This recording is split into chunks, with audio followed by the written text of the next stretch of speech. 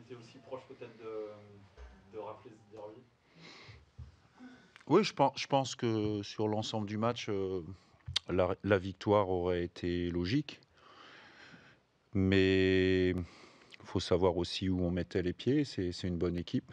La fierté, elle est dans la manière sur la durée du match où on les a mis en difficulté et on s'est créé beaucoup de situations qu'auraient dû se finir par un but, voire plus. Mais moi, j'ai conscience aussi de la valeur de l'équipe adverse. Je connais très bien le coach, donc je sais la qualité du travail qui est fait. Voilà, mais je suis très fier de ce qu'on a montré ce soir. Je pense qu'on a montré une très belle image. Je félicite les joueurs pour l'état d'esprit à nouveau qu'ils ont affiché.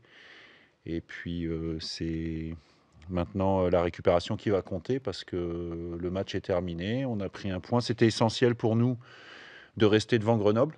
C'était aussi avant le match ce qui m'intéressait, c'était d'être capable de rester devant Grenoble au classement parce que c'est une équipe qui, je pense, à un moment donné, peut avoir peut se situer dans le haut du classement comme ça s'est passé les 2 dernières années. Donc pour nous, plus longtemps on sera devant eux, mieux ce sera dans l'objectif qui reste le maintien. On avance, c'est bien. Et puis encore une fois, très grande fierté. Je pense qu'on a montré un beau visage. Et puis je suis très content aussi pour les 200 supporters qui ont fait le déplacement qu'on ait pu faire ce type de match. Il a manqué l'essentiel, capable de marquer pour prendre les 3 points, mais j'oublie pas non plus qu'il y a des matchs comme le Red Star ou 3 où on a gagné, où la prestation était un peu moins aboutie et où finalement on était content de gagner, pas sur un malentendu, mais avec un peu de réussite. On en a eu un peu moins aujourd'hui, mais on va continuer à avancer.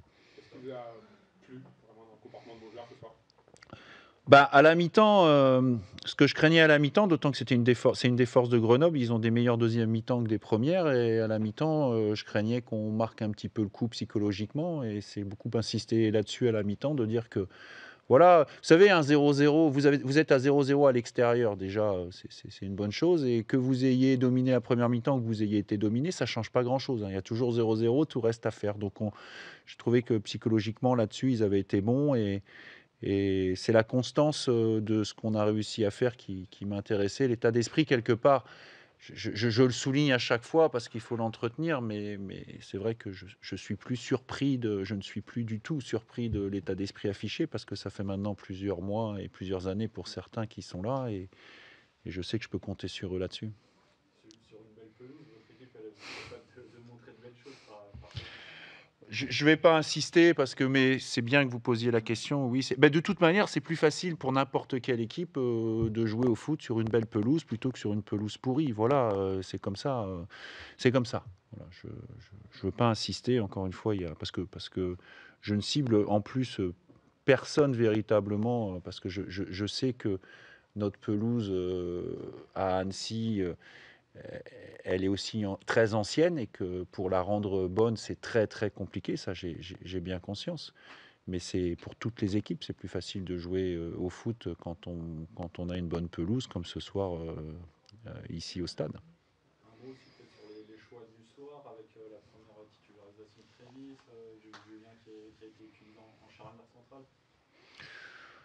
Moi, ce qui m'a plu, c'est ce qui me plaît aussi dans le groupe, c'est que j'ai des cadres qui emmènent les plus jeunes et qui emmènent les plus jeunes sur les principes. Voilà, donc parfois on voit la réussite. C'est vrai que Trévis a déjà marqué 2 buts dans ce championnat, mais il y a encore des choses à acquérir sur nos principes de jeu. On est quand même une équipe qui accorde beaucoup d'importance à l'aspect tactique et au positionnement assez haut sur le terrain. Donc j'ai besoin d'avoir des joueurs qui acquièrent ça, qui le digèrent. Ça va un peu plus vite pour Dago et pour Bermond.